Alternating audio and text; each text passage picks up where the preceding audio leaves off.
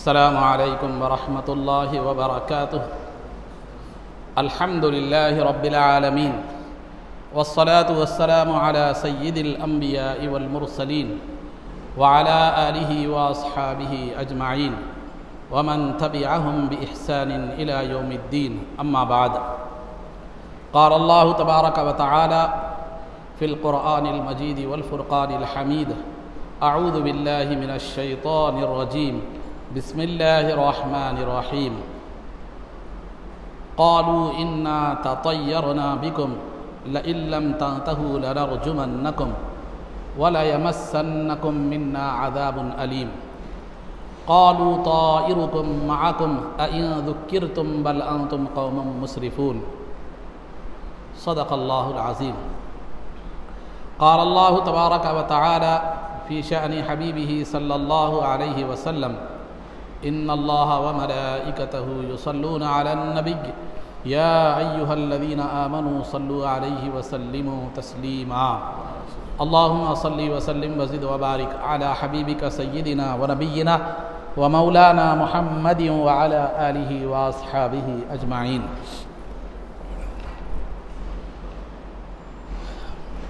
अज़ीज़ान मोहतरम, दुनिया व आखिरत में कामयाबी व सुरखरुई के लिए दो चीज़ें ज़रूरी हैं।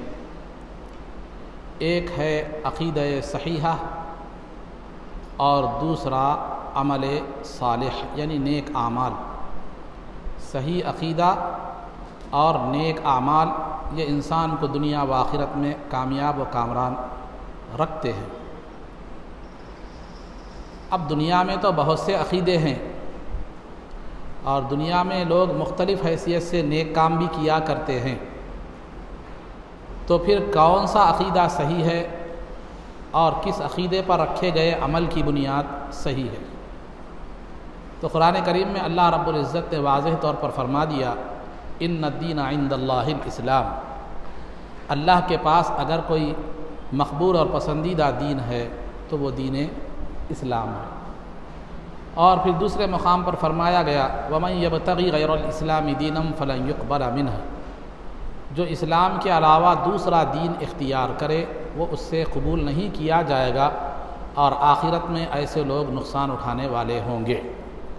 तो नतीजा ये निकला कि इस्लाम एक हक़ दीन है और अल्लाह के पास मकबूल और पसंदीदा दीन है।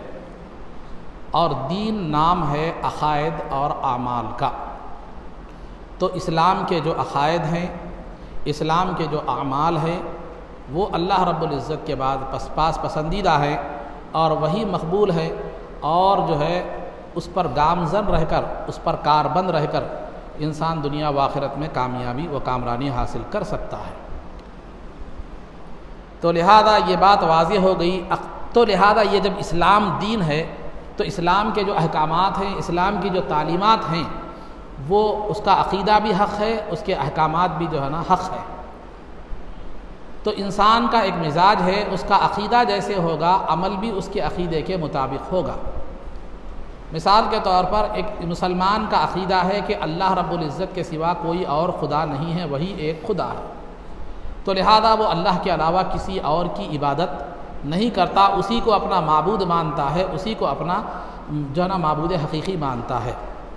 उसके अलावा किसी और के लिए नमाज़ पढ़ता नहीं, रोज़ा रखता नहीं, ज़कात, बल्कि हर अमल उसी के लिए होता है, उसी की खुशनुदी के लिए होता है। दूसरी बात जो है ये है कि इस्लाम जो है ना जो दूसरे उसके बरखिलाफ़ मुसलमान के अलावा जो दीगर मज़ाहिब हैं, जो दीगर कौमें हैं, उनके पास खुदा के एक होने का तसव्वुर नहीं है, बल्कि खुदा के एक से ज़ायद होने का तसव्वुर है। जैसे कि नसारा ईसाइयों के पास 3 खुदाओं का तसव्वुर है कि एक जो है ना ईसा अलैहिस्सलाम, एक तो खुदा अल्लाह, दूसरे ईसा अलैहिस्सलाम, तीसरे बीबी मरियम।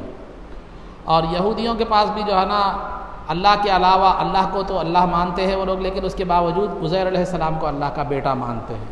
बाज़ फ़रिश्तों को अल्लाह की बेटियाँ मानते हैं। बहरहाल तो जितना जिसका जैसा अक़ीदा होगा उसके आमाल भी वैसे होंगे। अक़ीदा सही हो तो अमल की मकबूलियत की बुनियाद अक़ीदा है, अक़ीदा सही हो तो अमल सही होगा और अक़ीदा सही ना हो तो अमल सही नहीं होगा। ख़ुद मुसलमानों में अक़ीदे के एतबार से, अक़ीदे के इख्तिलाफ़ से कई जो है ना फ़िरक़े जो है ना हमारे पास वजूद में आ गए कि बाज़ उसमें गुमराह हैं, बाज़ कुफ्र तक पहुँचे हुए, बाज़ हिदायत याफ्ता हैं। हाँ, जैसे सरकार ने फरमाया कि मेरी उम्मत में 73 फ़िरक़े होंगे, उनमें से एक जो है नजात पाने वाला होगा, बाकी सब के सब क्या होंगे, गुमराह होंगे, जहन्नमी होंगे। तो बताना ये मकसूद है कि अक़ीदा बेहतर, अक़ीदा सही हो तो अमल भी मकबूल होगा, अक़ीदा सही ना हो तो अमल भी मकबूल नहीं होगा, और इंसान का अक़ीदा जैसे होगा उस हिसाब से क्या करेगा, वो उसका अमल भी जो है ना होगा। तो इस्लाम के जहाँ कई अक़ायद हैं, मुख्तलिफ़ अक़ायद हैं, अल्लाह के हवाले से, रसूल के हवाले से, फ़रिश्तों के हवाले से, आखिरत के हवाले से वग़ैरह वग़ैरह, मुख्तलिफ़ जहाँ इस्लाम के अक़ायद हैं, वहाँ पर एक अक़ीदा ये भी है इस्लाम का कि नफ़ा और ज़रर का मालिक हकीकत में अल्लाह रब्बुल इज़्ज़त ही है। यानी फ़ायदा पहुँचाने वाली और नुकसान पहुँचाने वाली ज़ात हकीकत में अल्लाह रब्बुल इज़्ज़त ही है। और अल्लाह रब्बुल इज़्ज़त ने कायनात की चीज़ों में फ़ायदा पहुँचाने और नफ़ा पहुँचाने की सलाहियत भी रखी है, लेकिन वो उनकी हकीकी नहीं है, बल्कि अल्लाह की रखी हुई सलाहियतें हैं। और जब तक अल्लाह का हुक्म न हो, अल्लाह की मर्ज़ी न हो, उस वक्त तक वो फ़ायदा नहीं दे सकती। जैसे मिसाल के तौर पर आग के अंदर जलाने की सलाहियत है, आग के अंदर जलाने की सलाहियत है, लेकिन उसी आग में इब्राहीम अलैहिस्सलाम भी डाले गए, लेकिन जो है ना उनको उस आग ने नहीं जलाया। और दवा के अंदर बीमारी को दूर करने की सलाहियत भी है, लेकिन बहुत से लोगों को आप देखेंगे कि ज़िंदगी भर दवाएं खाते रहते हैं, लेकिन फिर भी बीमारी नहीं हो दूर नहीं होती। वही बाज़ लोग ऐसे होते हैं कि उसी बीमारी के शिकार होते हैं, लेकिन दवाओं से ठीक भी हो जाते हैं। तो मतलब ये हुआ कि कायनात की चीज़ों में जो नफ़ा और ज़रर, फ़ायदा और नुकसान पहुँचाने की जो सलाहियत है, वो उस वक्त तक काम नहीं करती जब तक कि अल्लाह की मर्ज़ी और उसका हुक्म ना हो। उस वक्त तक कायनात की कोई चीज़ ना फ़ायदा पहुँचा सकती है, ना नफ़ा पहुँचा सकती है। ये अक़ीदा एक मुसलमान को रखना ज़रूरी है। ये अक़ीदे में जितना कमाल पैदा होते जाएगा इंसान को, उतना कायनात की किसी चीज़ से वो बेखौफ होता चला जाएगा। और जो है ना, इस अक़ीदे में जितनी कमज़ोरी इंसान के आती चली जाएगी, तो फिर इंसान उतना डर रहा होगा, हर चीज़ से डरने लगेगा, हर चीज़ उसको क्या करने लगेगी, डराने लगेगी। हकीकत में नफ़ा और ज़रर पहुँचाने वाली, फ़ायदा और नुकसान पहुँचाने वाली ज़ात अल्लाह की है। और जब तक अल्लाह जो है ना चाहे, कायनात की कोई चीज़ ना फ़ायदा पहुँचा सकती है, ना नुकसान पहुँचा सकती है।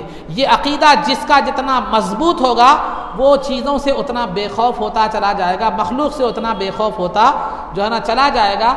ये अक़ीदा जिसका जितना कमज़ोर होता चला जाएगा, उतना वो हर चीज़ से डरने लगेगा, हर चीज़ से वो खौफ खाने लगेगा।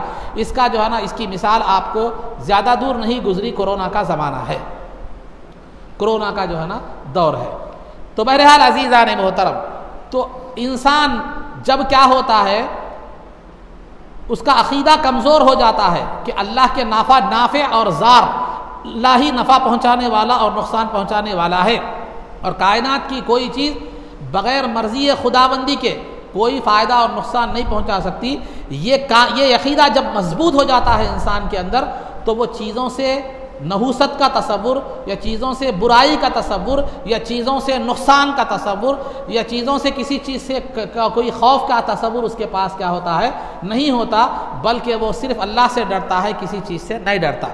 जब ये अक़ीदा कमज़ोर हो जाता है इंसान के अंदर, तो वो हर चीज़ से नुकसान का खौफ करने लगता है, और जो है ना उससे डरने लगता है, उससे बुरी उम्मीद रखने लगता है, उससे नहूसत और उससे जो है ना बदशगुनी क्या करने लगता है, लेने लगता है। तो ये अक़ीदे की कमज़ोरी की अलामत है, और इंसान जाहिलाना रसूम और रिवाज में क्या हो जाता है, मुब्तला हो जाता है। तो आज इंसान जितने भी जाहिलाना रसूम और रिवाज में मुब्तला होता है, वो अल्लाह रब्बुल इज़्ज़त की ज़ात पर यकीन की कमी और उस पर तवक्कुल की कमी होती है, जो इंसान क्या हो जाता है, जाहिलाना रसूम और रिवाज में मुब्तला हो जाता है। यही वजह है कि आज हमारे मुआशरे में, मुसलमानों में, खैर जो कलीमा नहीं पढ़ते हमें उनसे बहस नहीं है, लेकिन हमें अपनी इस्लाह करनी है। तो लिहाजा मुसलमानों में खुद जो देखिए आप, कई ऐसे जाहिलाना रसूम और रिवाज, ऐसे तवहुमात, ऐसे ख्यालात, ऐसे जो है ना जाहिलाना रसूम और रिवाज जो है ना अंजाम पाते हैं जिसका जो है ना कोई तसव्वुर नहीं किया जा सकता। बल्कि एक ताज्जुब होता है बसा औक़ात, क्या अल्लाह पर ईमान लाने का भी वाला भी क्या ऐसा तसव्वुर रख सकता है? क्या अल्लाह पर ईमान लाने वाला भी ऐसा जो है ना जहन रख सकता है, ऐसा जो है ना ख्याल रख सकता है, ऐसा अक़ीदा रख सकता है? बसा औक़ात ताज्जुब होता है। जैसे मिसाल के तौर पर देख लीजिए, हम क्या है कई चीज़ों को हम मनहूस समझते हैं और हमने नहूसत का दायरा, मनहूसियत का दायरा इतना वसी कर दिया है, उस दायरे से न इंसान बच सके, न जानवर बच सके, न परिंदे बच सके, न जो है ना दरख्त बच सके, न सूरज बच सका, न चांद बच सका, न मासूम बच्चियां बच सकी। मिसाल के तौर पर हमारा एक अकीदा है, क्या है? जब आप कोई काम के लिए निकलो, अगर रास्ते में बिल्ली अगर आड़ में आ गई समझिए, तो क्या करते हैं? ये तसव्वुर हमारा होता है कि हमारा काम बनने वाला नहीं है। अब आप उस रास्ते पर उस वक्त तक नहीं चलते जब तक कि कोई दूसरा आदमी गुजर न जाए। मिसाल के तौर पर मैं भी जा रहा हूं, आप भी जा रहे हैं, काम के लिए निकले हैं, सामने से बिल्ली चले गई, तो मैं उस वक्त तक नहीं रास्ते पर नहीं चलता जब तक कि आप बिल्ली के गुजरे हुए मुकाम से आगे न बढ़ जाए। अगर इत्तेफाक से कोई गुजरने वाला नहीं मिला तो पत्थर को फेंक कर उसके बाद आगे निकल जाते हैं। यह तसव्वुर होता है, चलो हम नहीं गुजरे, पत्थर गुजर गया, अब हम जा सकते हैं। यहां कितनी बड़ी बात है, हम समझ नहीं पा रहे हैं इसमें। यानी आप अगर वो काम के लिए जा रहे हैं, तो अगर अल्लाह रब्बुल इज्जत ने आपके मुक़द्दर में उस काम का बनना रखा है, तो फिर क्या एक मामूली मखलूक बिल्ली उस काम को बिगाड़ सकती है? यहां तो हम अगर बिल्ली बिगाड़ सकती है तो फिर उसकी ताकत अल्लाह रब्बुल इज्जत से ज्यादा हो गई, क्योंकि अल्लाह तो वो काम बनाना चाहता है और बिल्ली क्या कर रही है? उसको बिगाड़ रही है। मगर कुरान कहता है यफ़अलु मा यशा यफ़अलु मा युरीद, अल्लाह जो चाहता है वो करता है, कायनात की कोई चीज उसके फैसलों को बदल नहीं सकती। तो ये तसव्वुर होता है। और अगर कोई कुत्ता रोता है, अगर कोई कुत्ता रोता है तो हमारा यह तसव्वुर होता है कि वो कोई ना कोई टपकने वाला है, कोई ना कोई मरने वाला है, कोई ना कोई इस दुनिया से जाने वाला है। अरे अल्लाह ने मौत का जो वक्त मुतय्यन कर दिया है, मौत का जो जरिया और सबब जिस बीमारी को बनाया है या जिस चीज़ को भी बनाया है, बीमारी हो, एक्सीडेंट हो, कुछ भी हो, तो मौत का जरिया भी मुतय्यन है, मौत का वक्त भी मुतय्यन है। क्या एक कुत्ता, अगर अल्लाह ने आपकी मौत नहीं लिखी है तो फिर क्या कुत्ता आपको मौत दे सकता है? क्या कुत्ता आपको मार सकता है? कुत्ता क्यों रोता है? कुत्ता इसलिए रोता है कि वो इंसान के अलावा दूसरी मखलूक़ात को क्या करता है? देखता है, जिन्नात वगैरह को। हदीस में जो बात बतलाई गई है, तो उसको देखकर क्या है, वो एक अजनबी मखलूक को देखकर क्या करने लगता है? वो रोने लगता है। उसके रोने से कोई मरने वाला नहीं है, किसी की जिंदगी खत्म होने वाली नहीं है। ठीक है, अगर गली का कुत्ता रोता है तो हम उसको भगाते हैं, उसको ये करते हैं, लेकिन अगर घर में एक आपने 10,000 का कुत्ता पाला हुआ है, अल्ट्रेशन कुत्ता है, उसको बड़े बच्चे की तरह परवरिश करते हैं, उसको पालते हैं, बड़ा महंगा कुत्ता है जो है ना, 10,000 का कुत्ता या हजारों 50,000 का कुत्ता अगर आपने पाला, अगर खुदा ना खास्ता वो रो दे तो छोड़ देंगे उसको? क्या उसको घर से भगा देंगे? नहीं भगाएंगे। क्यों? क्योंकि जो है ना, गली के कुत्ते के हद तक नहुसत है आपके नजरिए में, घर के कुत्ते में नहीं है। वो कुछ भी कर ले अच्छा है, वो कुछ भी कर ले अच्छा है। क्यों? वहां 50,000 चले जाएंगे ना फिर वहां पर। तो ये कुत्तों के हवाले से ये तसव्वुर, हमने ना कुत्तों को छोड़ा ना बिल्लियों को छोड़ा। कौवा, कौवा अगर घर में पुकारता है तो यह तसव्वुर होता है, कौवा अगर घर में पुकारता है तो यह तसव्वुर होता है कि जो है या तो मेहमानों को बुला रहा है, या तो मेहमानों को बुला रहा है, या तो खर्जेदारों को बुला रहा है। कौवा घर में पुकारा तो मेहमानों को भी, या तो मेहमानों को बुला रहा है या खर्जेदारों को क्या कर रहा है, जो है ना, बुला रहा है। अरे कौवे की बात आपको समझ में नहीं आ रही, उन मेहमान की उसकी बात क्या समझ में आती है? उसके बुलाने पर मेहमान कहाँ आता?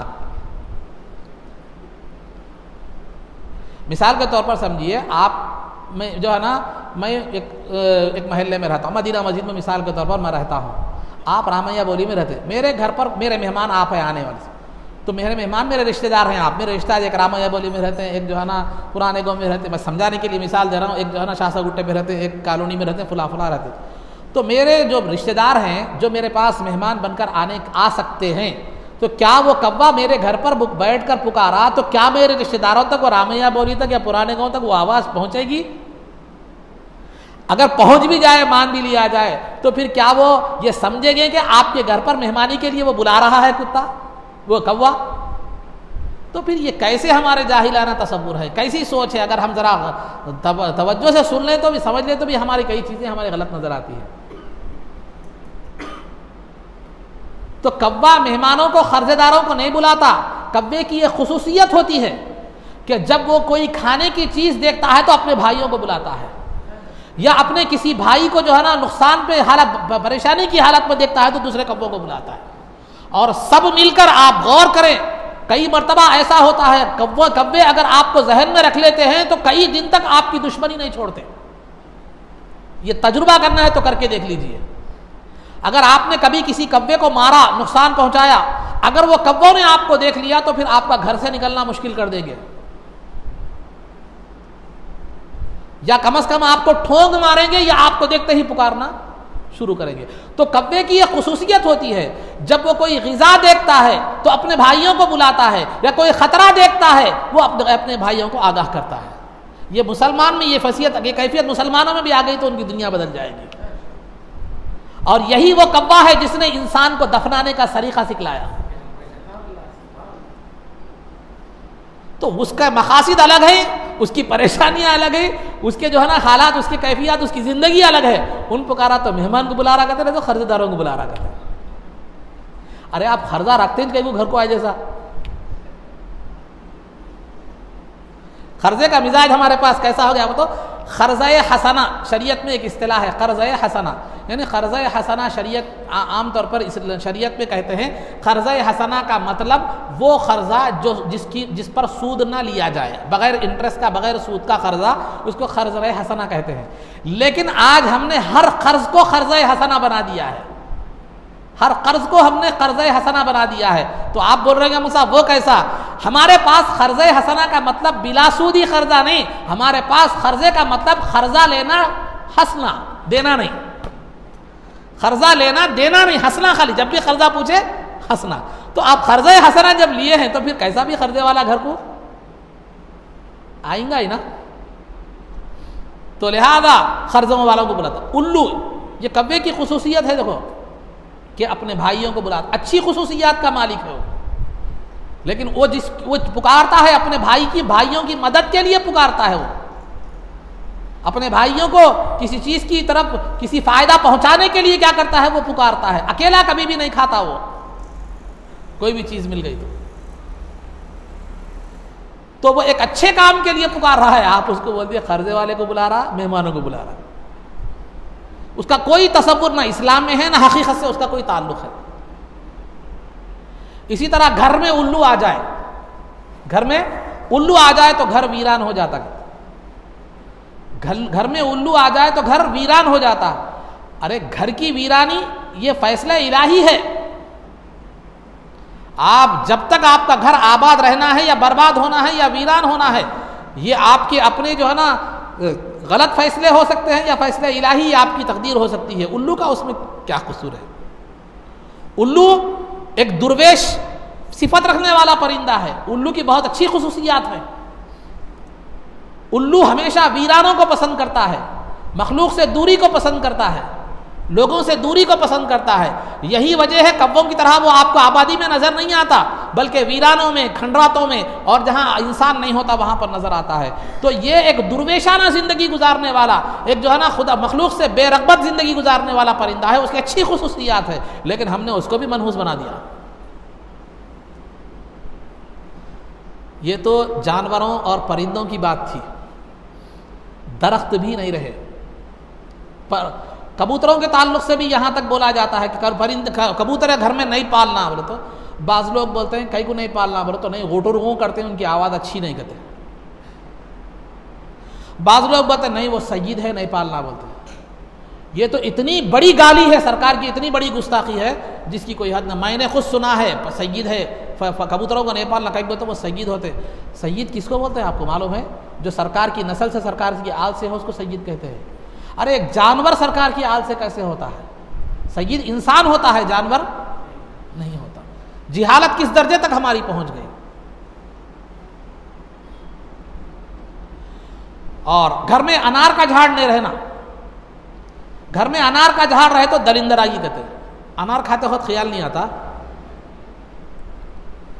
बाजार से अनार लाके खा रहे हैं। जब दरख्त नहुसत वाला है तो फल भी नहुसत वाला होना नहीं होना। तो दरख्त तो जो है ना मनहूस कहते हैं, घर में नहीं लगाना। और फिर फल शौक से खाएंगे। फल क्या करेंगे? शौक से भी खाएंगे। ठीक है, उतना नहुसत वाला है, खा लिए, ठीक है, एक बात मान लो। खुशी के मौके पर, रस्म के मौके पर, साचक के मौके पर बरी में रख लेके जा रहे हैं अनार। उस वक्त ख्याल नहीं आता ये एक मनहूस दरख्त का फल है। तो ये हमारा मसला कैसा हो गया बोले तो कड़वा खड़वा, थू थू, मीठा मीठा, हाफ हाफ। जो चीजें अपने फायदे के लिए हैं वो मनहूस नहीं होती, जो चीजें अपने नुकसान के लिए हैं वो क्या होती हैं? मनहूस होती है। जिस चीज को हम पसंद करते हैं वो मनहूस नहीं होते, जिस चीज को हम पसंद नहीं करते वो मनहूस हो जाती है। बेटी को हम पसंद करते हैं वो मनहूस नहीं होती, बहू को नापसंद करते हैं वो मनहूस हो जाती है। देखो मेरी बेटी दामाद के जो है ना निकाह में जाने से कितनी तरक्की हो गई, उनको इतनी नौकरी मिली, वो मिली, ये मिली, ये मिली। और अगर खुदा ना खास्ता जो भी मिला उनको, जो भी फायदा हुआ शादी के बाद, वो पूरा क्रेडिट क्या करते हैं? बेटी के नाम पे हो जाता। वो बेचारा जो मेहनत करा, वो मशक्कत करा, वो जो दौड़ धूप करा, वो जो खून पसीना एक करा, वो किधर चले जाता कि वो सब क्या है? मेरी बेटी की वजह से हुआ। अगर खुदा ना खास्ता कोई फायदा नहीं होता, समझो उल्टा नुकसान हो जाए, तो उस वक्त मुंह नहीं खुलता। अगर खुदा ना खास्ता बहू की शादी होने के बाद बहू घर में आई, या बहू घर में, ऐसे भी वाकयात हैं, बहू घर में आने से पहले अगर किसी का इंतकाल हो गया तो इसका कदम अच्छा नहीं है, मनहूस कदम है। इसका कदम अच्छा नहीं है, मनहूस कदम। क्योंकि कभी भी बहू की खूबियां सास की नजर में भाती ही नहीं। एक हमारा फितरी मिजाज है, लड़की को सास और नंदें जितनी मोहब्बत से पसंद करके शादी करके लाती हैं, उसके बाद उसके खिलाफ अपोजिशन का जो है ना माहौल बना देती है। जिंदगी भर सास के इंतकाल तक या नन्नों के इंतकाल तक या कुछ भी लड़ाई झगड़ा होने तक, कुछ भी होने तक, उस वक्त तक बराबर मुखालफत रहती है। एक वाकया महबूबनगर का बता रहा हूँ, यह हकीकी वाकया है, गलत नहीं है। एक लड़की से रिश्ता तय हो गया। लड़की से क्या हो गया? रिश्ता तय हुआ। तय होने के बाद हुआ क्या? वो सांचक होता शादी से एक दिन पहले। तो वो सांचक में क्या करे मालूम? लड़के वाले पूरे चले गए, सांचक की दावत में गए। दावत में जाने के बाद क्या हुआ? इत्तेफाक से घर में एक बड़े हजरत भी थे, बिल्कुल करीब में थे।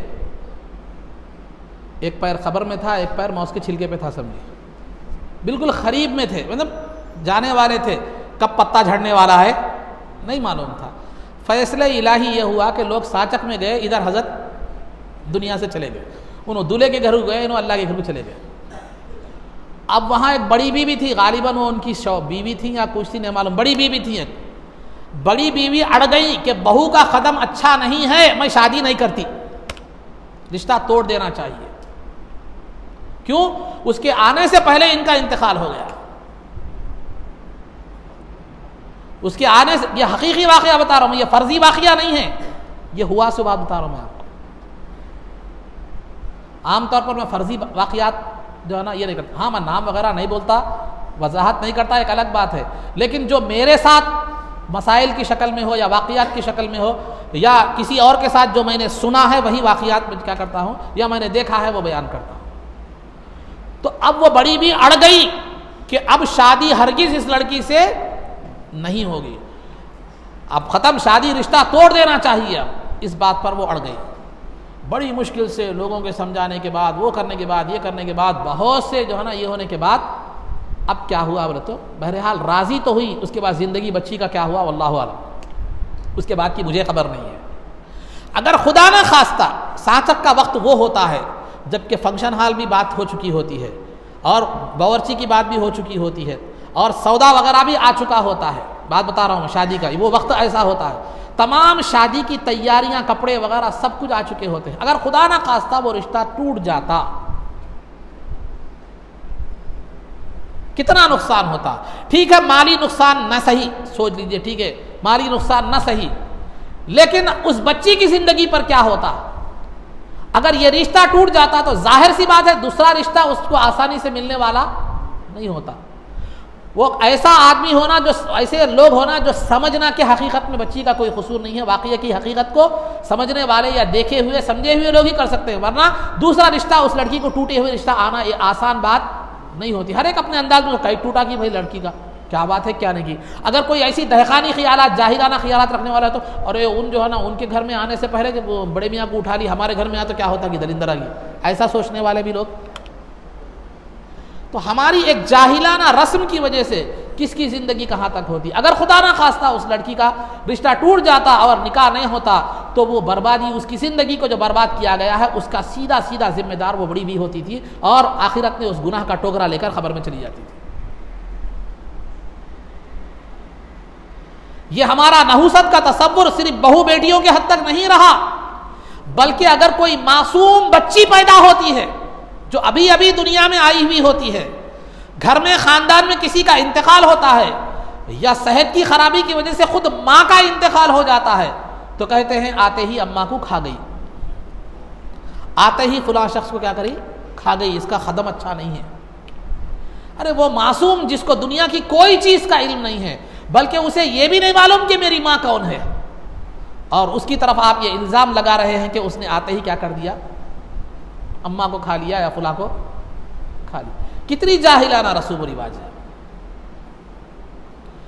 अरे मैं यहां तक भी मैंने सुना है, महबूब नगर की बात बता रहा हूं, दीगर मुकामात को मैंने देखा नहीं, सुना नहीं, ये बात मैं नहीं जानता।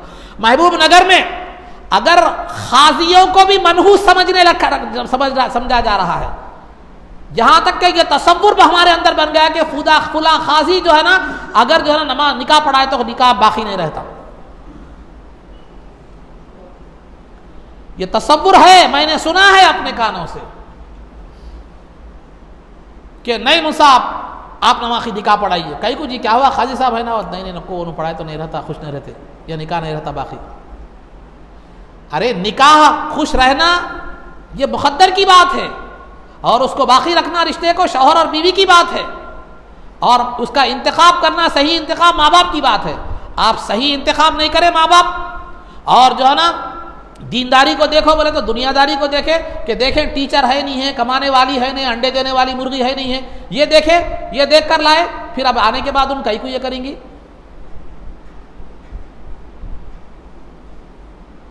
गलतियां तुम्हारी, या शौहर सही हुकूक अदा नहीं करता या गलतियां करता है, उसका लिहाज रखता, दोनों मियाँ बीवी में से किसी के अखलाक खराब होते हैं। गलतियां या तो सरपरस्तों की होती है या शौहर और बीवी की होती है कसूर, लेकिन जो है ना नाम किस पर आता, खाजी के ऊपर आता। हम ये देखने की भी जहमत नहीं करते कि ठीक है उस खाजी ने सव्वो अक्द पढ़ाए हैं, लेकिन उसमें से सिवाय इक्का दुक्का ऐसा वाकया पेश आया, अगर वो मनहूस होता तो पूरे का रिश्ते टूट जाना था। ये हुआ है, ऐसा बता रहा हूं महबूब नगर में।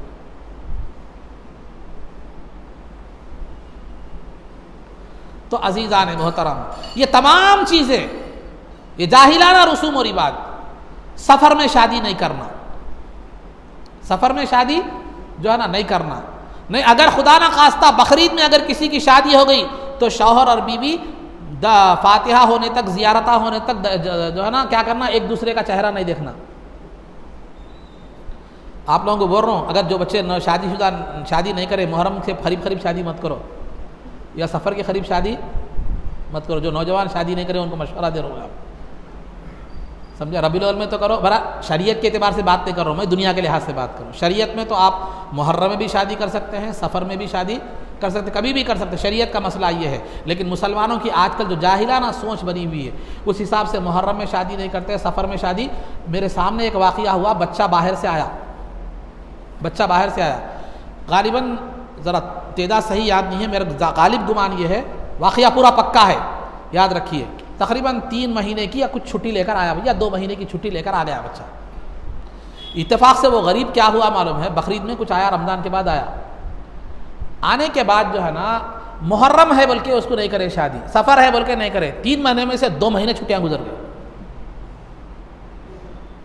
आया बेचारा 3 महीने की छुट्टी लेकर। आप मालूम है जो बाहर गए हैं 3 महीने बड़ी मुश्किल है, 2-3 साल के बाद फिर अब उन्हें आना बोले तो 2-3 साल लगना, छुट्टी लेके आना बोले, फिर बीच में आया तो लासाफ पे आना पड़ता। बहरहाल जो भी है वो उसके मसाइल है।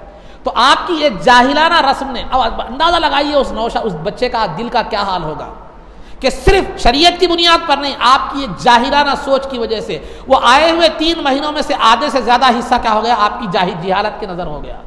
फिर शादी के बाद वो 15 दिन 20 दिन महीना कुछ रहा, फिर चला गया बेचारा। तो उनके दिल की जो आह होगी, क्या आप सुरखरू होगे उससे? क्या आपका मुकाम उनके दिल में रहेगा? क्या उनके दिल को जो तकलीफ हुई, क्या आपसे उसको सुरखरुई नसीब होगी, आपको कोई फायदा होगा? तो देखिए हमारी जाहिलाना सोच कहां तक काम करती है। इसी तरह शादी में अगर कोई खुदा ना खास्ता कोई औरत, शादी में बेवा औरत अगर कोई दुल्हन को फूल पिलाने जाती है या कोई दुल्हन के काम में, नेक काम में, वो अच्छे काम में, खुशी के काम में शरीक होने जाती है, तो औरतें उसको ताना देती है, देखो देखो बेवा है, बेवा हो के कैसे जो है ना बार बार आगे आगे बढ़ के जाके काम कर रही, नेक काम कर रही। तो उसका फूल पिलाना दुल्हन को ये भी मनहूस, शादी के खुशी के काम करना ये भी मनहूस। क्या बेवा होना उसका कसूर है? क्या बोलने वाली औरतें ये नहीं सोचती कि आज उसकी किस्मत में नहीं है उसका शौहर, अगर ये खुदा ना खास्ता ऐसा होता उसका शौहर होता और आप उसके मुकाम पर होती, और अगर वो आपको कहती तो क्या होता? ये बेवा होना फैसला इलाही है। दुनिया में हमेशा किसी को रहना नहीं है, कभी शौहर पहले जाता, कभी बीवी पहले जाती, एक अलग बात है। तो लिहाजा फैसले इलाही मुकद्दर ये था कि उसका शौहर चला गया। तो क्या बेवा होना नहुसत की अलामत है? हर एक को एक ना एक दिन बेवा होना है, हर एक को एक ना एक दिन मरना है। ये बात आ रहा है, कभी औरत पहले चले जाती, कभी मर्द पहले चले जाता, एक अलग बात है। तो क्या बेवा होना उसका कसूर है? और उसको ऐसी गिरी हुई नजर से देखा जाता है कि शादी की खुशी में कोई भी अच्छा काम को उसको हाथ लगाने तक नहीं दिया जाता, या उसको उस काम में आगे बढ़ने नहीं दिया जाता, गैर महसूस अंदाज में उसको रोकने की कोशिश की जाती है। बताइए उसके दिल को कितनी तकलीफ होगी। मैं समझता हूं उसका शौहर के इंतकाल के वक्त जो तकलीफ हो गई, आज भरी महफिल में आप उसको बेवगी का एहसास दिलाते हुए भी वही तकलीफ फराहम कर रही है जो उसके शौहर के इंतकाल के वक्त। तो फिर क्या उसकी दिल से आपके लिए दुआ निकलेगी? क्या उसके दिल में आपके लिए मोहब्बत होगी? जाहिर सी बात है मोहब्बत तो नहीं होगी, नफरत ही पैदा होगी।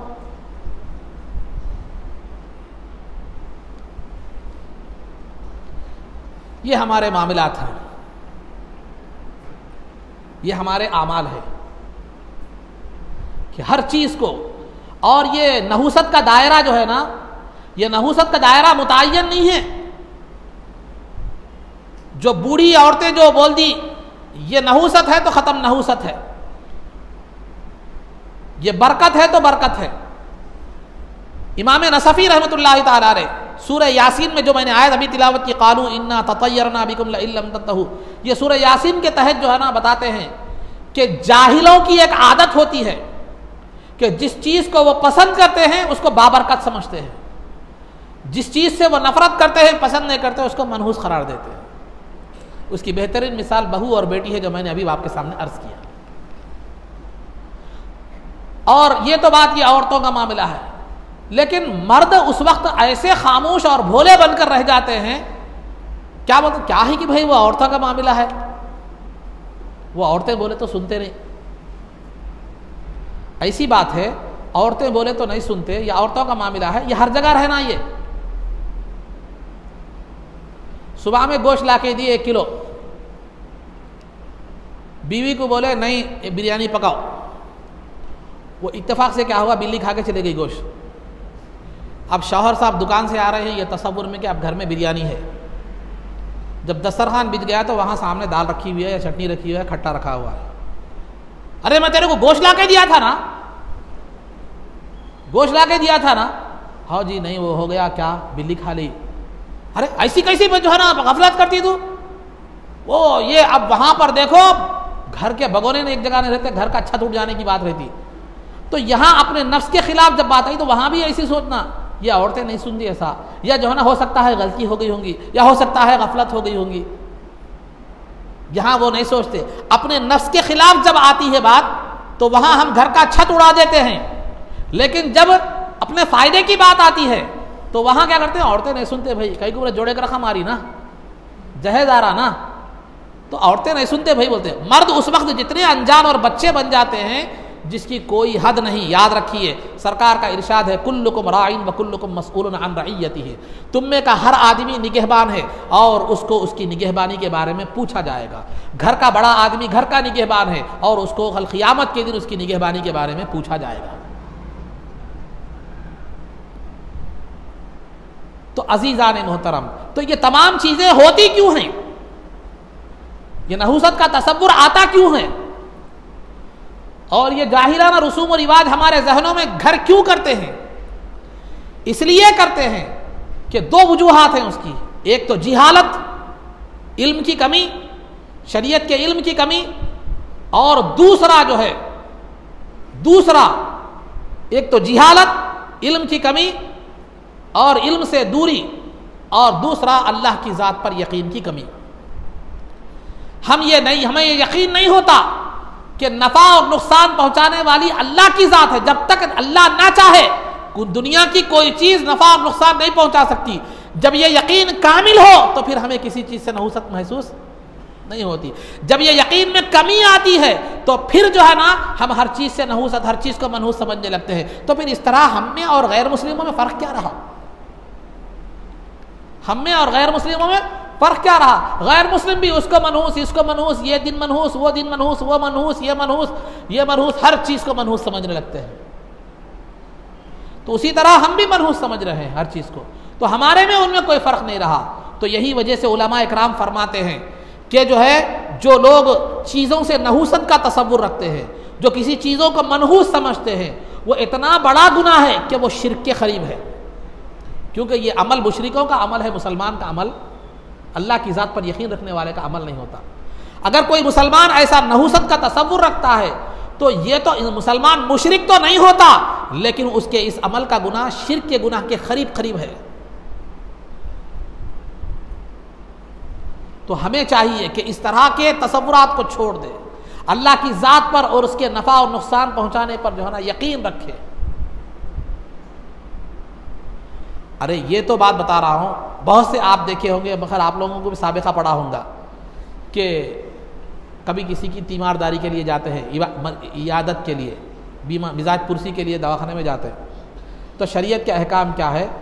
बीमार अगर मर्द हो या औरत हो, जो भी हो, अगर वो महरम हो, यानी जिससे निकाह दुरुस्त नहीं है, बीवी, खाला, माँ, दादी वगैरह, फूफी वगैरह, जो है ना, या जो है ना बीमार क्या हो, भाई हो, समझे, हाँ, ये वगैरह वगैरह, भाई हो, मामू हो वगैरह, ऐसे है जिनसे निकाह दुरुस्त नहीं है। निकाह दुरुस्त नहीं है शरीयत में, निकाह हराम है। वैसा आदमी अगर बीमार हो तो शरीयत का ये हुक्म है कि बीमार के पास जाकर उसके सर पर हाथ रखो, अगर वो अजनबी नहीं है तो, खा वो औरत हो कि मर्द हो, और हाथ रखने वाला भी औरत हो कि मर्द हो, बशर्ते कि दोनों अजनबी नहीं रहना। तो उस सूरत में अगर आप सर पर आपका हुक्म क्या है, सर पर हाथ रखें, पेशानी पर हाथ रखें, रख करें ला बास इंशाअल्लाह मबरूर, फ़िक्र की कोई बात नहीं है, इंशाअल्लाह ठीक हो जाएंगे। ये अखलाक हैं, ये बीमार की मिजाज पुरुष, अगरचे कि वो कितना भी बीमार हो, अब मौत के कदार पर हो, मौत के करीब भी हो, तो अखलाकी फरीज़ा है। इससे होता क्या है, उसके जो है ना हिम्मत अफजाई होती है, जीने की उम्मीद उसके अंदर क्या होती है, पैदा होती है। वो वक्त उसका बड़ा नाजुक होता है, उसको किसी कदर तसल्ली भी क्या होती है, मिलती है। उसके बरखिलाफ़ हमारे औरतें क्या होते हैं, बाजू में सोए रहता बेड पे, बाजू में बातें करता। ऐसी तो वहाँ हमारे महल्ले में एक साहब को ऐसी बीमारी आई थी, नहीं रहे बेचारे, चले गए थोड़े दिन में, चले गए जी बेचारे, थोड़े दिन में चले गए, अच्छे थे बेचारे। अब वो अगर बीमार सुना तो क्या होना हाल उसका। तो ये हमारा जो है ना तरीक़ा-ए-कार है। तो हमें चाहिए, मर्दों को जो ज़िम्मेदार है, बड़े हजरात हैं, उनको चाहिए कि अपनी घर की, और फिर ये जो है ना इस्लामी तालीमात को, फिर हम इस्लामी तालीमात हो, सरकार की सीरत का मामला हो, इस्लामी अखलाकियात हो, इसको फिर जो है ना एक दूसरे की तरफ मुंतकिल नहीं करते। बल्कि उसको सीखने की भी तौफीक नहीं होती। वो जाहिलाना रसूम और रिवाज पूरे इस तरह पक्के जहन में होते हैं कि जिसकी कोई हद नहीं। कलमा पूछो नहीं आता, पहला कलमा दूसरा कलमा नहीं आता, अज़कार नमाज बोलो सही याद नहीं रहते, कुरान सही याद नहीं रहता, दीन की कोई चीज़, सरकार की सीरत मुख्तसर तौर पर ही सरकार के वालिदैन का नाम का क्या नाम है याद नहीं रहता, सरकार की कितने बेटे और बेटियां हैं याद नहीं रहता। लेकिन ये जाहिलाना रसूम और रिवाज इतनी मजबूती से याद होते हैं और उसको पूरा एहतमाम के साथ आने वाली नस्ल में इस तौर पर मुंतकिल करते हैं गोया ये एक दीनी जिम्मेदारी है। आप देखिए शादियों के पास बाज़ाब्ता जो है ना, बड़ी बियाँ बैठे हुए रहते, बड़ी बुढ़ी औरतें बैठ के बाज़ाब्ता हो, ये कर पहले, ये कर वो कर, वैसा नहीं करना, ऐसा करना, ऐसा मत कर, ऐसा मत कर। अगर कभी कोई बेचारी ज़ईफ़ औरत खामोश भी रही तो औरतें पूछती हैं कैसा करना खाला, पहले फूला पिनाना, पहले संदल लगाना, पहले मिठाई खिलाना, पहले वारना। अगर कोई गलत भी कर रही है तो बड़ी आगे वैसा मत कर, ये कर, पहले फूला पीना, समझे, एक कान को नहीं लगाना पाउडर, दूसरे कान को लगाना, दो कानों को लगाना, 3 फेरे नहीं फेरना, 5 फेरे फेरना। समझा रहा हूं मैं बात को।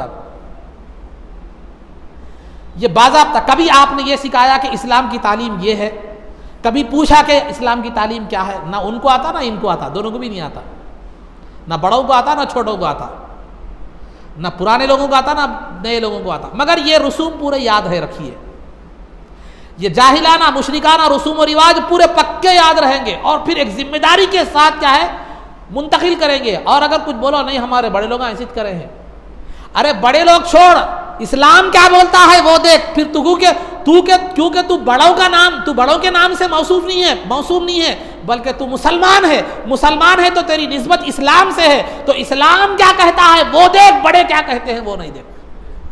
बड़े जो कहते हैं वो इस्लाम की तालीमात के मुताबिक है तो ये उनकी सआदतमंदी है, वो अमल कर।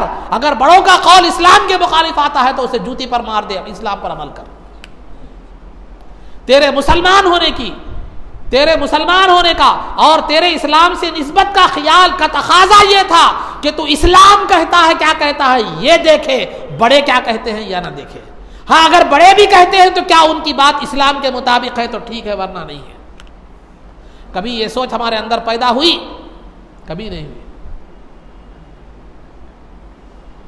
यही वजह है कि ये जाहिलाना रसूम और रिवाज चलते आ रहे हैं। इस्लामी तालीमात इतना जो है ना नस्ल दर नस्ल मुंतकिल नहीं होती, बल्कि जो है ना जाहिलाना रसूम और रिवाज नस्ल दर नस्ल मुंतकिल होती। अगर कुछ कहा भी जाए उनसे लोगों को तो कहते हैं जा तेरे को क्या मालूम। अगर कोई आदमी चुप बैठ रहे क्या मालूम, बल्कि मेरे पास कुछ आलिम के तलबा भी पढ़ते हैं तो वो तलबा को जब इल्म की बात इल्म मालूम हुआ तो घर में जाकर अगर बोलते हैं नहीं ऐसा नहीं है, घर में शरीयत में ऐसा नहीं है, तो कम से कम शरीयत का नाम लेकर तो जब बोला जा रहा है हवाले से तो कम से कम मुसलमान ईमान होने की हैसियत से उसको सुनकर अमल कर। जा रहे तेरे को क्या मालूम, बड़ा पढ़ के आया तू क्या कि कब से पढ़ने गया कि इस्माइल साहब का नए बातें कर रहा, वो कौन सा मुसाहब है कि क्या पढ़ा रहा है क्या नहीं, कि तेरे को जो है ना बड़े बड़े बात बहुत कर रहा, ये बहुत बड़े बड़े लोगों का रेसो है, हमारे पुराने लोगों से करते हुए नहीं जाते नहीं करते जा। तो ये बात कितनी जुर्रत की है आपको मालूम है। एक इस्लाम की तालीम पेश कर रहा है, आपकी बहैसियत मुसलमान जिम्मेदारी थी कि सर झुका लें और खामोशी से सुन लें और उसकी इताअत करें। नहीं मालूम था वही बड़ी गलती थी, नहीं मालूम हो कि कर रहे थे वही बड़ी गलती थी। लेकिन आज इल्म आ गया है, कुरान और हदीस और दीन के हवाले से एक बात बतलाई जा रही है तो मुसलमान की जिम्मेदारी ईमान का तकाजा ये है कि उसको सुन ले और इताअत और फर्माबरदारी में अपना सर झुका दे और उस पर अमल पैरा हो जाए और अपनी गलती की इस्लाह कर ले, बजाय उसके जुरात के साथ उसका इनकार कर दिया जाता है और इस्लाम की बेइज्जती और उसके अहकाम की बेइज्जती की जाती है। बताओ क्या खबर में सरकार को यही जवाब दोगे? फिर किस हैसियत से तुम मुसलमान कहलाते हो? क्या नाम अब्दुल्ला अब्दुर्रहमान बनने से कोई मुसलमान हो गया? नहीं, ईमान के तकाजे भी हैं। जब आपने खुदा को अपना माबूद मान लिया, रसूल को अपना जो है ना अपना सरकार को अपना रसूल मान लिया, तो आपने अल्लाह से बंदगी, रसूल से गुलामी का रिश्ता तय कर लिया है। तो लिहाजा उस रिश्ते को जिंदगी भर निभाना यही खबर की कामयाबी भी है, हश्र की कामयाबी भी है। नाम तो मुसलमान है, नाम तो कलमा तो ला इलाहा इल्लल्लाह मोहम्मद रसूलुल्लाह पढ़ते हैं और सुनते अपने नफ्स की हो। ये बात सिर्फ जाहिलाना रसूम और रिवाज की हद तक नहीं रही, बल्कि मुसलमानों की हालत तो इतनी गिर गई है कि फतवा भी अगर कोई पूछना है तो आलिम से अपनी मर्जी के मुताबिक लेना चाहते हैं। अगर किसी आलिम के पास अपनी मर्जी के मुताबिक फतवा नहीं मिला तो दूसरे आलिम के पास जाते हैं, अगर वहां भी नहीं मिला तो कोर्ट कचहरी और पुलिस स्टेशन चले जाते हैं। अरे आपको अल्लाह ने एक कामिल दीन दिया था, अल-यौमा अकमलतु लकुम दीनकुम, कि मैंने तुम्हें कामिल दीन अता किया, और तुम आज अपने फैसले और अपने झगड़े उस दीन की रोशनी में तय करने के बजाय दुनिया के दीगर मकामात पर जा रहे हो, जहां जो है ना जो जिनका कोई इस्लाम में कोई जो है ना इस्लाम ने जिसकी तालीम नहीं दी। आज देखो कोर्ट में, पुलिस स्टेशनों में सबसे ज्यादा केसेस हमारे मुसलमानों के, जबकि इस्लाम में हर मसले का हल मौजूद है। तो खुलासे गुफ्तगू ये है अजीज़ान मोहतरम, अल्लाह की ज़ात पर हमें कामिल यकीन होना चाहिए। हर मामले में, हर मामले में अल्लाह की ज़ात पर हमें कामिल यकीन होना चाहिए। तो मुसलमान अगर हैं तो हमारी रहनुमा सरकार की ज़ात है, हमारा रहनुमा कुरान है, हमारा रहनुमा हदीस है, हमारा रहनुमा सहाबा और अहले बैत की ज़िंदगियाँ हैं, हमारा रहनुमा सालिहीन की ज़िंदगियाँ हैं। गौसे पाक की फातिहा दिलाना ये काफ़ी नहीं है, 11वीं करना काफ़ी नहीं है, गरीब नवाज की छठी करना ये काफ़ी नहीं है, खाना खिला लिए, ज़बानी जमा खर्च कर लिए, ख़त्म नहीं। उनकी तालीमात क्या है, उनकी ज़िंदगियाँ क्या है, उनका अकीदा क्या था, उनका ईमान क्या था, उन्होंने क्या हमें तालीम दी है, वो अपनाना हकीकत में 11वीं है, हकीकत में छठी है। खाली हज़ारों रुपए खर्च करके गिलाफ ले जाके गरीब नवाज के मज़ार में चढ़ा दिए, जिससे ना तुम्हारे को फ़ायदा है ना उनको फ़ायदा है। चढ़ा दे के समझ गए हमने जो है ना गरीब नवाजी से गुलामी का हक अदा कर दिया, हमने सुन्नियत का हक अदा कर दिया। नहीं, ये आपका वसवसा है, शैतानी है। गौसे पाक का 11वीं शरीफ कर लिए, फातिहा दिला लिए, इस्माइल साहब को बुला के खाना पका दिए और खाना खा लिए और जो है ना देगा धो के रख दिए, खत्म मोहब्बत। चूल्हा सुलगने से चूल्हा बुझने तक मोहब्बत खत्म। नहीं, गौसे पाक ने 25 साल इशा के वजू से फजर की नमाज भी अदा की है, ये भी है गौसे पाक। जिंदगी में कभी कोई नमाज खजा नहीं हुई, जिंदगी में कभी तहज्जुद खजा नहीं हुई, ये भी है गौसे पाक की 11वीं में। जिन्होंने इस्लाम के लिए, दीन के लिए अपनी जिंदगियां वक्फ कर दी, वो भी है गरीब नवाज की तालीमात में, बंदा नवाज की तालीमात में। जहाँ कड़वा कड़वा, थू थू, मीठा मीठा, जहाँ नफ्स पर बार गुजरा वहाँ ना कोई वली का कोई मुकाम होता है, ना गौसे पाक याद आते, ना गरीब नवाज याद आते, ना सरकार याद आते, ना जो है ना अल्लाह याद आता, ना रसूल याद आते। जहाँ अपने नफ्स के खिलाफ बात आई, जहाँ नफ्स के मुताबिक है, सो भी याद आते। तो फिर हमारा नाम मुसलमान है, हम अपने आप को मुसलमान कहते हैं। ज़रा गौर करने की बात है, क्या सरकार ने यही मुसलमान बनने के लिए हमें तालीम दी थी? क्या बुजुर्गों ने अपनी ज़िंदगियों को हमें इसी तरह के मुसलमान बनाने के लिए वक्फ किया था? आज हमारी जो हालात, हमारी जो मुसलमानों पर जो मुसीबतें आ रही हैं, ये सिर्फ हमारे अपने किए का नतीजा है, याद रखिए। वरना अगर हम सही होते तो कायनात की कोई ताकत हमें ज़ेर करने की सलाहियत नहीं रखती, क्योंकि दुनिया के पास ज़्यादा से ज़्यादा एडवांस न्यूक्लियर बम होगा, लेकिन हमारे पास उस न्यूक्लियर बम बनाने वाले के खालिक की ताकत की तायीद और ताकत हमारे पास है। मगर कमी यह है कि हमने उससे कभी वाबस्तगी की नहीं, हमने उससे कभी जो है ना अपने आप को वाबस्ता रखा नहीं। अगर वो उससे हमारी सही वाबस्तगी हो तो फिर दुनिया की कोई ताकत काम नहीं करती। सीरत उठाकर देखिए, 1 लाख सहाबा के मुकाबले में 10 लाख की फौज भी थी। इस्लाम की जितनी भी जंगें हुई हैं उसमें दुश्मन की तादाद कभी भी मुसलमानों के बराबर नहीं रही, हमेशा 3 गुना, 4 गुना, 5 गुना, 10 गुना रही है।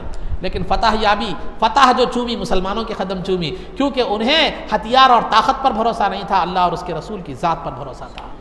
उनके दिलों में जज्बा ईमानी था, जो है ना इस्लाम पर मर मिटने का जज्बा था, इताअत रसूल का जज्बा था, मोहब्बत खुदाबंदी और मोहब्बत रसूल का जो है ना जज्बा था। वो जज्बा ऐसा था कि वो जज्बा ऐसा है कि दुनिया की कोई ताकत, दुनिया का कोई न्यूक्लियर बम उसको ज़ेर नहीं कर सकता, उसको हरा नहीं सकता। वो जज्बा ऐसा होता है कि इंसान को मरने के बाद भी जिंदा रखता है। कहां गई हमारी मुसलमानी? क्या हम खाली नारे तकबीर, नारे रिसालत तक हम रह गए? खाना पकाना, चूल्हा बुझाने के तक हम रह गए? हमारी सुन्नियत खाली जो है ना फातिहा दिलाने और खाना खिलाने तक रहेगी। यकीनन दिलाइए, फातिहा दिलाइए, खाना खिलाइए, लेकिन उन बुजुर्गों की तालीमात क्या है वो भी कभी उस तरफ देखिए, कोशिश कीजिए। उन्होंने तहज्जुद की नमाज पढ़ी थी, ठीक है नहीं पढ़े, कम से कम 5 नमाजों की जो है ना 5 नमाजें तो आप पढ़िए। ज़कात तो दीजिए, किसी को धोखा मत दीजिए, किसी को झूठ मत बोलिए, अल्लाह की ज़ात पर उन जैसा यकीन ना रख सकते हो तो ना रखें, कोशिश तो कीजिए उनकी इत्तिबा करने की।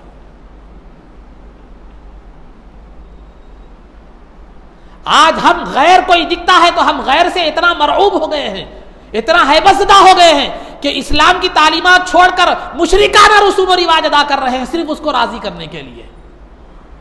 गैरों को राजी करने के लिए मुशरिकाना तालीमात और मुशरिकाना रसूम और रिवाज को मैं इशारतन बात कह रहा हूं, और हम उसको ये नाम दे रहे हैं कि इस्लाम मजहबी रवादारी का हुक्म देता है। अरे मजहबी रवादारी को हमने समझा ही नहीं, कम से कम उलमा की तरफ रुजू होते, जानते कि मजहबी रवादारी किसको कहते हैं। मजहबी रवादारी का मतलब शिरकिया या मुशरिकाना अमाल को अंजाम देना नहीं है। मजहबी रवादारी का मतलब यह है कि इंसान ये कहता है कि किसी मजहब को बुरा मत कहो।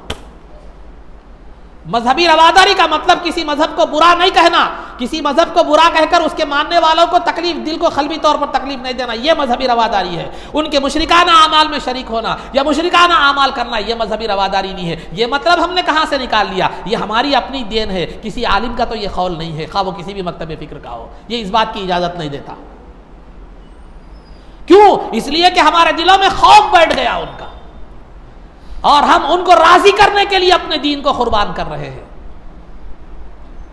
अरे यही कोशिश, यही खौफ अल्लाह से होता, यही खौफ जो है ना, यही रजा का, यही रजामंदी के लिए जो कोशिशें गैरों को राजी करने के लिए हम कर रहे हैं, अल्लाह रब्बुल इज्जत को राजी करने के लिए ये कोशिश होती तो वही उमर फारूक की शक्ल हमारे सामने होती कि दुनिया की बड़ी बड़ी सल्तनतें जिनके नाम से कांपा करती थी, जिनके जिक्र से कांपा करती थी। क्यों था? क्योंकि उनके दिल में खौफ इलाही था, और जिनके दिल में जो है ना अल्लाह की जात, अल्लाह का खौफ था, उसकी रिजा के लिए कोशिशें होती थी। लेकिन जब आते सामने दुश्मनाने इस्लाम तो दो लड़ना तो दूर की बात, मुकाबला तो दूर की बात, चेहरा देखकर पेशाब निकल जाया करता था। हमें किसी को बुरा भला कहने की जरूरत नहीं है। हम अपने दीन पर अगर कामिल तौर पर अमल करें तो दुनिया पर हमारा इख्तिदार होगा, रौब दबदबा होगा। अल्लाह ताला कुरान करीम में साफ फरमाता, फला तख्शौहुम बख्शौनी, तुम उनसे मत डरो, मखलूक से मत डरो, मुझसे डरो। क्या होगा नतीजा? सरफराजी क्या होगी? वली उतिम्मा निअमती अलैकुम, मैं मेरी अपनी नेमत को तुम पर निछावर करूंगा। खा वो नेमत इख्तिदार की नेमत हो, सुरखरुई की नेमत हो, का जो है ना खैर बरकत की नेमत हो, दुनिया में जो है ना सरबुलंदी की नेमत हो, हर नेमत से तुम्हें नवाजूंगा। बस ये है कि तुम मुझसे डरो, मखलूक से डरने की जरूरत नहीं। आज हमारे अंदर वही चीज खत्म हो गई। अल्लाह और उसके रसूल को राजी करने के बजाय हम मखलूक को राजी करने के पीछे पड़ गए, और राजी करने में इस हद तक गुजर गए कि हम ये नहीं देख रहे हैं कि ये हमारे इस अमल से जो है ना हमारे ईमान पर क्या असरअंदाज होता है, ये अमल हमारे ईमान पर क्या असरअंदाज करता है, इस अमल से हमारे ईमान पर क्या असर पड़ता है। क्या शरीयत भी हम देख रहे हैं, ये अमल करने से पहले क्या हमारी शरीयत इसकी इजाज़त देती है या नहीं देती, ये भी हम देखना गवारा नहीं समझते। क्यों? दूसरों की हैबत, मखलूक की हैबत और मखलूक का डर और उनको राजी करने की जो है ना ये जो ख्वाहिश है हमारे अंदर इस तरह घर कर गई है कि अल्लाह और उसके रसूल का खौफ और उसको राजी करने की जो है ना वो जो तड़प था, वो जज्बा था, वो जो शमा थी, वो चाहे बुझ चुकी है।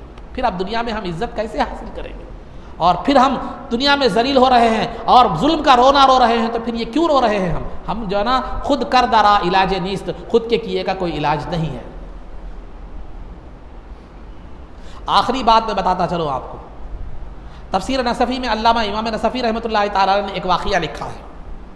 एक आदमी को तैरना नहीं आता था, वो क्या किया, एक मिश्कीज़ा लिया। मिश्कीज़ा ना एक थैली नुमा एक चीज़ होती, थैली, जिससे जो है ना उसमें हवा फूकी, हवा फूक कर क्या किया मालूम, उसको बंधा मगर बंधन सही नहीं बंधा, और उसको बांधकर तालाब में चले गया। जैसे आप ट्यूब बांधकर या डब्बा वगैरह रहता है वो लेकर तालाब में चले जाते हैं, तैरना नहीं आ रहा था। तो उसके बाद बीच तालाब में गया तो वो बंधन खुल गया, अब डूबने लगा। क्या हो गया?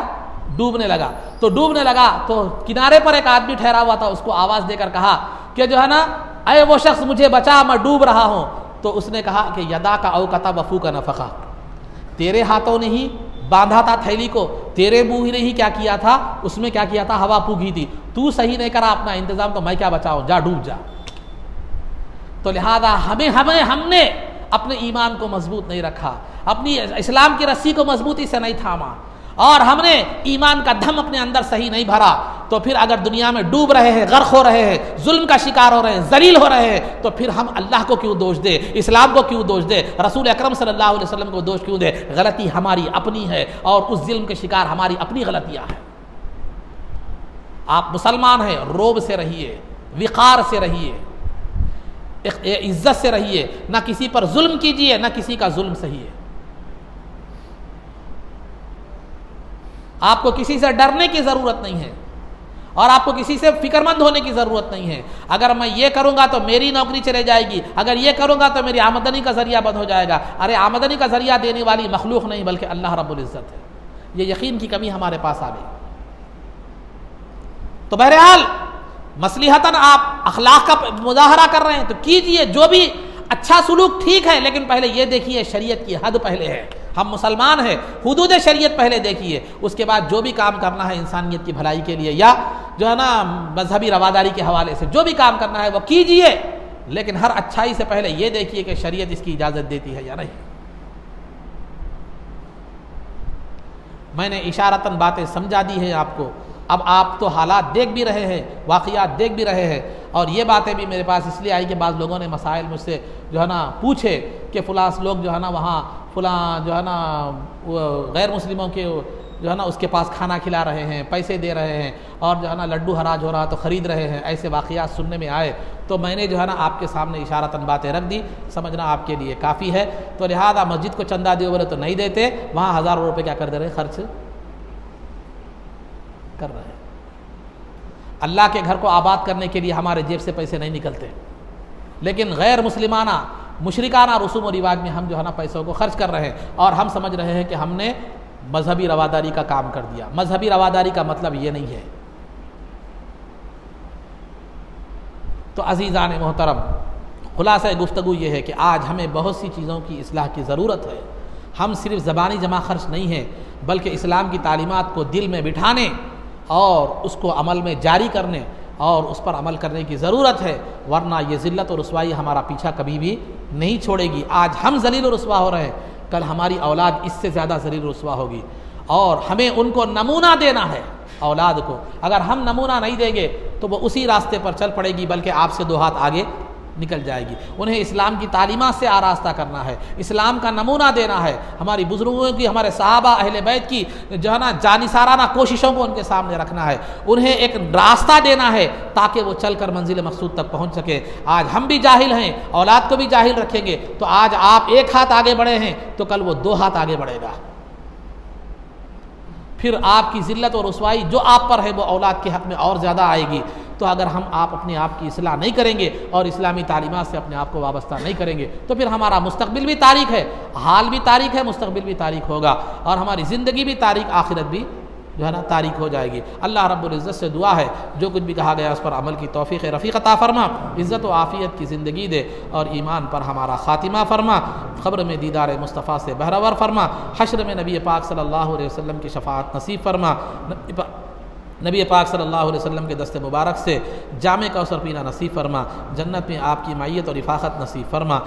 ऐ अल्लाह इस्लामी तालीमात पर अमल करने की हमें तौफ़ीक़ अता फ़रमा, इस्लाम के मुताबिक हमें ज़िंदगी गुजारने की तौफ़ीक़ अता फ़रमा।